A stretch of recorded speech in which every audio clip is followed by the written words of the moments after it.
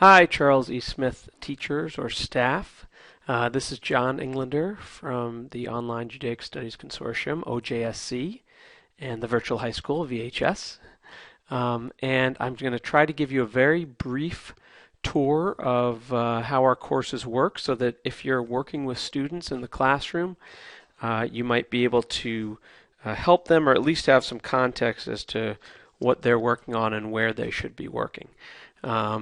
First and foremost, they should be in basically all the screens you're seeing in this demo and not on Facebook or Instagram or Snapchat or ESPN or any of those sites too. So one of the biggest things is just going to be to keep an eye and make sure students are staying focused and on track.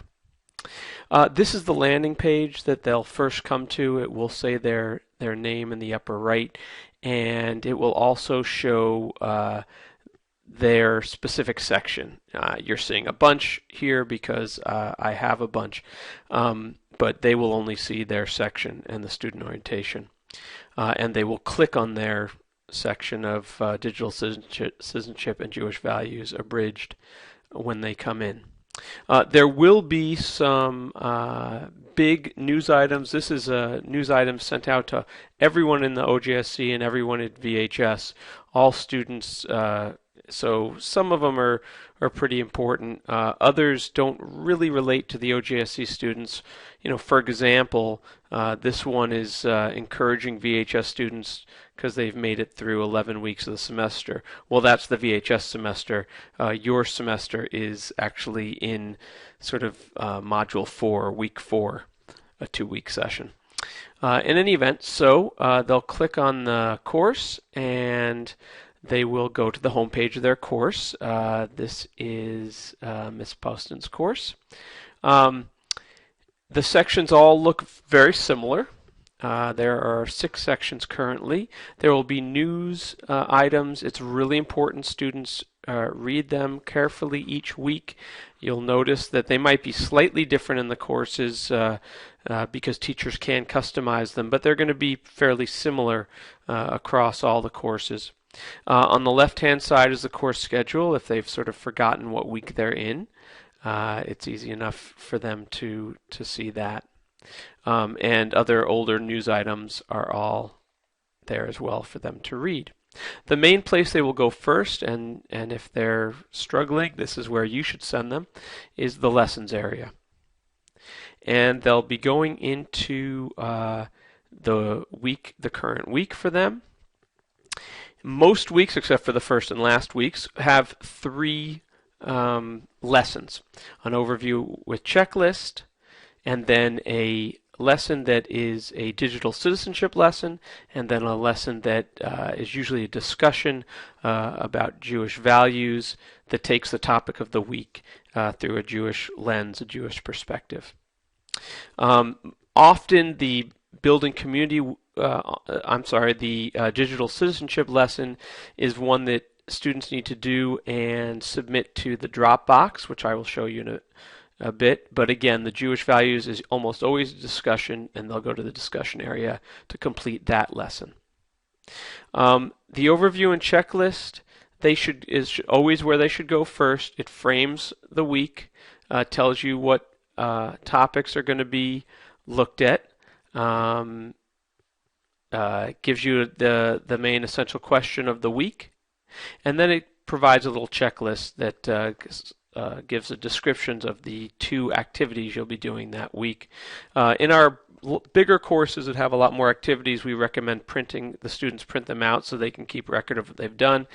In this course, since there's, like I said, almost always just 2 activities, they probably don't need to print out this checklist.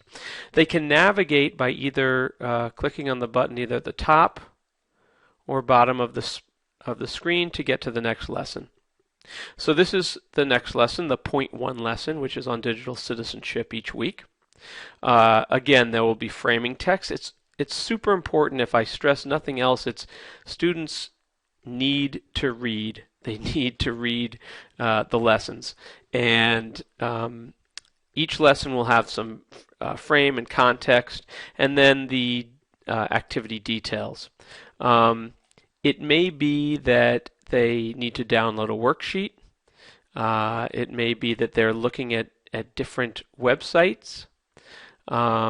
If they do, they will open in separate windows, so they should know that, and then they can close the windows to return to this page. And then the lesson will have clear instructions on what to do. In this case, it is to fill out a graphic organizer and save it and attach it as attachment to the Dropbox. Each lesson also has an expectations at the bottom to clearly show you how many points it is and what you're supposed to do. I'll just jump to the Dropbox to show you how that looks.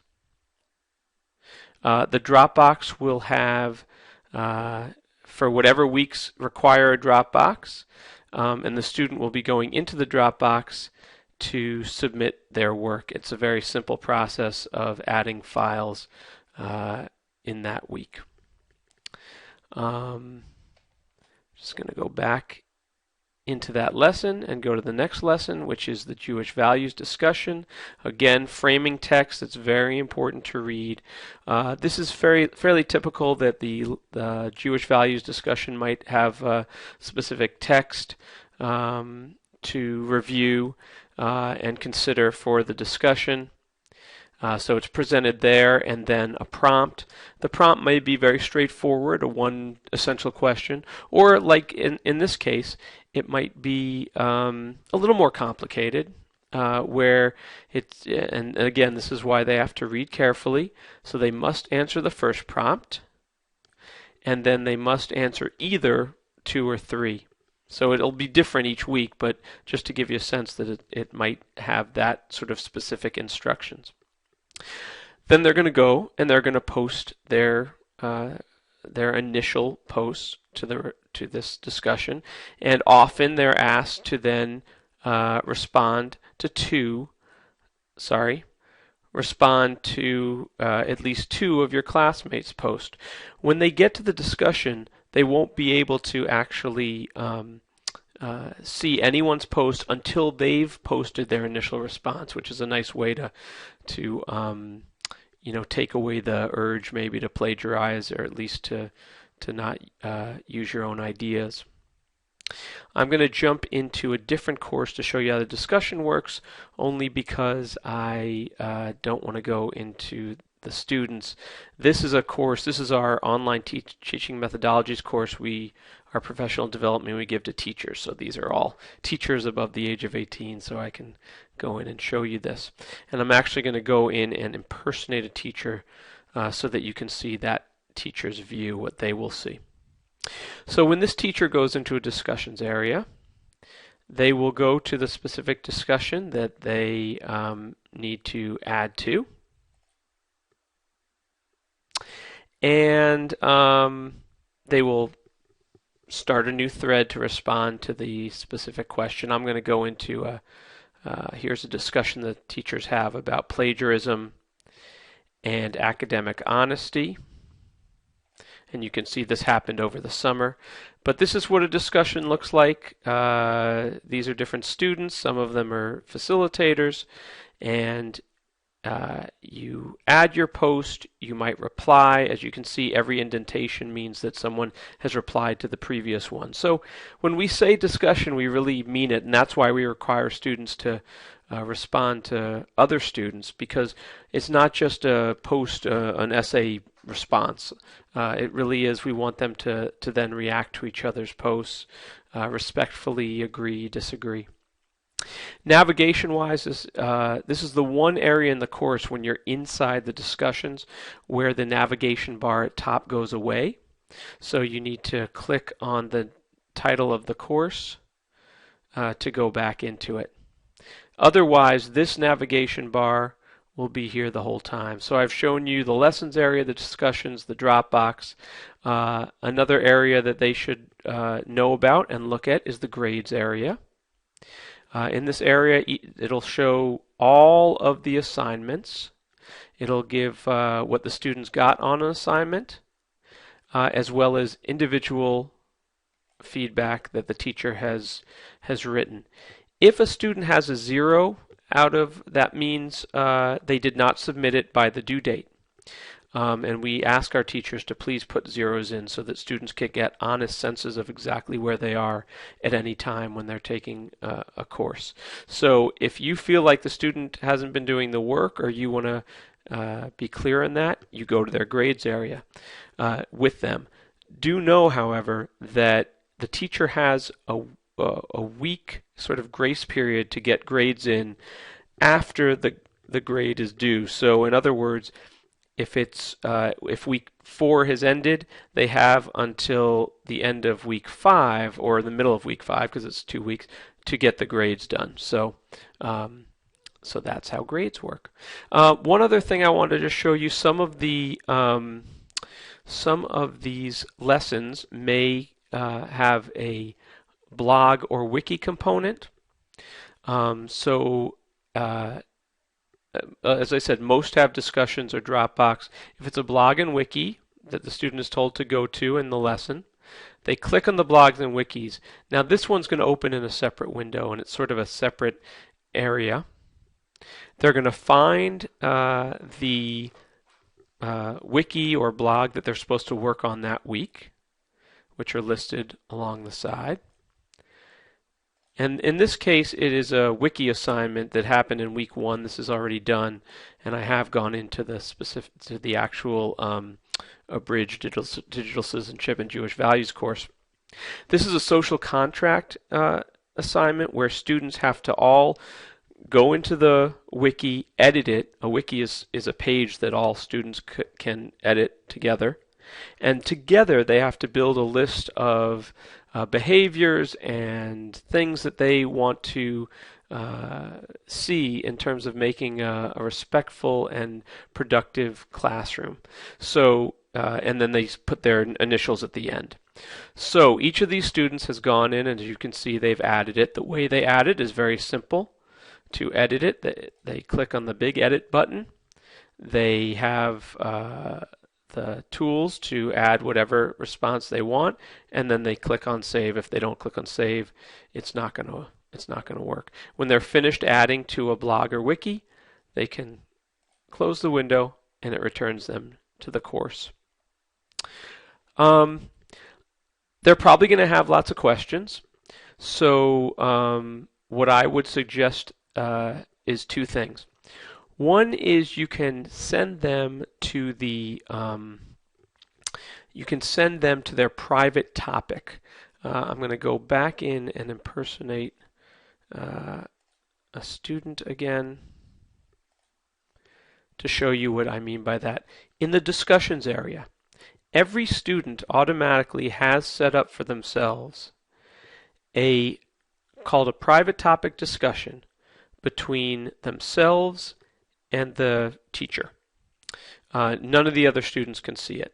So this is a great place to go, and we urge the students, to advocate for themselves, and if they have questions, why did I get this grade? I don't understand this assignment, or I'm going to be traveling for the next 2 weeks and won't have internet access. How can I plan ahead to get my work done? Any of that sort of stuff. This is where they have it, and interestingly, you see in this actually just took place over about 6 weeks. This professional development course, but in just 6 short weeks, there were almost 60 posts just between the teacher and the student, and that's not uncommon in our courses for students as well, to have tens and more communications together. So that's sort of the main place that they would go. They can also submit a ticket if they have very urgent problems, technical issues they can't figure out, and someone will get back to them from our offices. When they do submit a PT here, they should know the teacher has 24 hours to get back to them. As you all know, the teachers might be in class in their face-to-face schools and not be able to get to it till that night or the next morning. In many cases, the teachers are checking during the day and can get back sooner than that. but you should know it's not a live, instantaneous response from the teacher. So I hope this is helpful, and by all means, any questions that you have, please send them to myself or Lisa Mickley, and we'll help as best we can. Okay, have a great day.